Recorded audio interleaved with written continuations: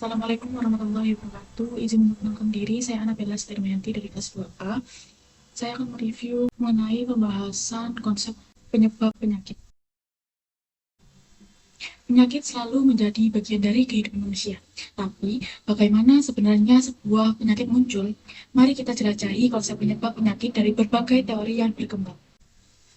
Konsep penyebab penyakit adalah sebuah peristiwa, kondisi, karakteristik, kombinasi dari faktor-faktor tersebut yang memegang peranan penting dalam timbulnya penyakit. Teori-teori penyebab penyakit ada beberapa, yaitu pertama, teori supernatural. Penyakit disebabkan oleh kekuatan mistis. Teori Hipokratik, penyakit dipengaruhi oleh lingkungan dan ketidakseimbangan cairan tubuh. Teori miasma, udara buruk menjadi penyebab penyakit. Teori kontagion, penyakit transmisikan oleh partikel mikro. Teori germ, penyakit disebabkan oleh kuman atau mikroorganisme. Dan yang terakhir adalah teori epidemiologi klasik, penyakit disebabkan oleh interaksi antara agen, host, dan lingkungan. Penyakit adalah hasil dari kekuatan dalam suatu sistem dinamik yang terdiri dari agen, penjamu atau host, dan lingkungan. Agent adalah faktor penyebab dari penyakit, host, manusia sebagai penjamu, lingkungan, faktor yang mempengaruhi agent dan host.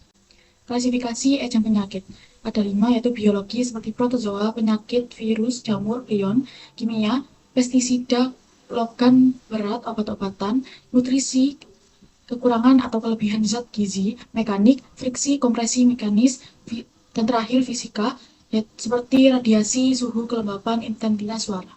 Selanjutnya adalah faktor penjamu atau host. Faktor yang mempengaruhi keterpajanan dan kerentanan seperti umur. Sedangkan faktor lingkungan, faktor ekstrinsik yang mempengaruhi agen dan penjamu seperti lingkungan fisik, biologi, dan sosioekonomi. Kriteria kausasi atau HIL. Hubungan temporal, plausibilitas, konsistensi, dos respon, feasibilitas.